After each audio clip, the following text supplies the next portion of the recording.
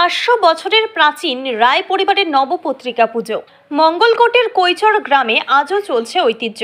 পূর্ব বর্ধমান জেলার মঙ্গলকোটের কৈচর গ্রামে এক অনন্য ঐতিহ্যের সাক্ষী রায় পরিবারের দুর্গাপুজো।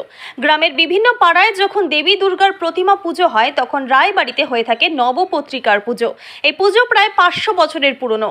আগে রায়বাড়িতে দুর্গা প্রতিমার পুজো হতো, তবে এক অদ্ভুত ঘটনার পর থেকে সেই মূর্তি পুজো বন্ধ হয়ে যায়। পরিবারের সদস্যরা জানিয়েছেন, এক সময় দুর্গা মন্দিরে পরিবারের এক মহিলা শুয়েছিলেন। হঠাৎই তিনি রহস্যজনকভাবে নিখোঁজ হয়ে যান। এরপর থেকেই বিসর্জনের দিন প্রতিমা গ্রামের একটি পুকুরে ভাসিয়ে দিয়ে মূর্তি পুজো সম্পূর্ণ বন্ধ হয়ে যায়।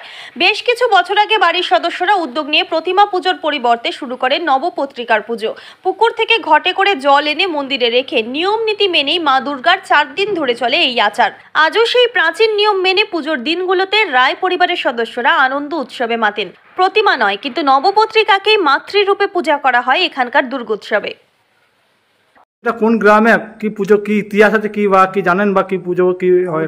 আমাদের কৈচর গ্রাম, আমাদের নবপত্রিকা বহু দীর্ঘদিনে প্রায় 500 বছর আগেকার হবে। আমরা বাপ ঠাকুরদার কাছে শুনেছি এটা 500 বছর আগে পুজো।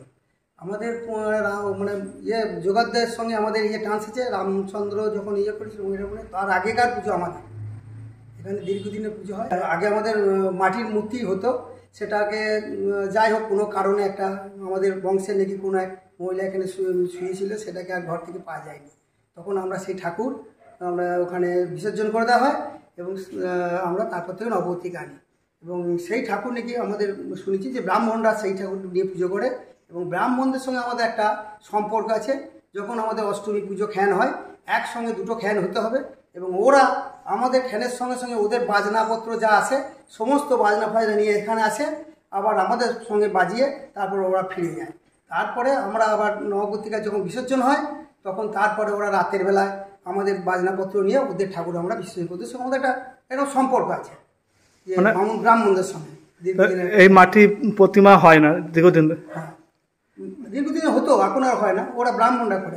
আমাদের একটা বললাম কোনো এক বংশের এক মেয়ে শুয়েছিল, তাকে আর পাওয়া যায়নি।